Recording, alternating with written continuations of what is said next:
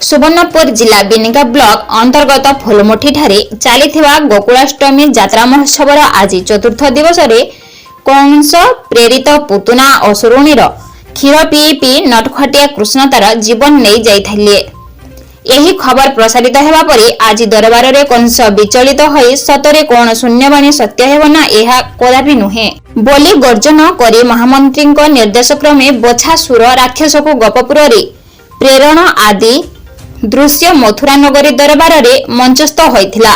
ठीक सेही परि गपपुर रे गोवर्धन मल्ल कृष्ण बलराम को गोचारण विद्या प्रदान परे प्रभु कृष्ण गोपाल पुओंग सह जंगल को गरु चराइबाकू जाई विभिन्न प्रकार खेल रे मंची रहिबा सह एका एका बुली निहुंज जंगल रे दिन घटई घर को न फेरिबार माता जशोदा को आखिरे लुह।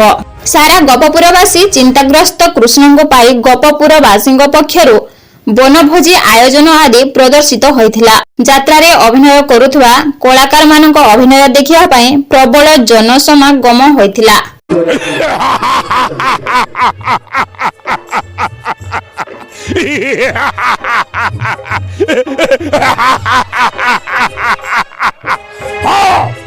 देवकीर अष्टम गर्भ सन्तान नासिब पुणी वीर कंसासुरे नुहे संभव ए धरा धामरे हाँ प्रेरण करिथिली पुतना नासिची दुग्ध पान छळे हेले प्रेरण करिछि महि आज बच्छासुर निश्चय निश्चय बधिब कृष्ण बलराम गोपर माटीरे विजय केतन घेरी प्रत्यावर्तन करिब शंभुके बहर एवं त्रिभुवन विजय वीर कंसासुर हसिब केवल दिग्विजय हसा।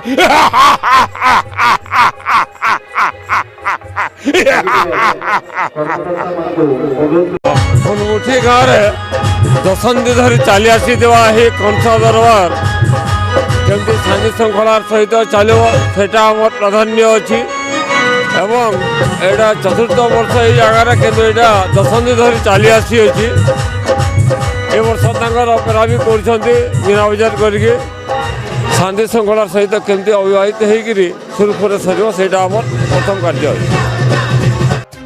सुवर्णपुर जिल्लार संजय कुमार साहू रिपोर्ट ब्रह्म मुहूर्त लाइव।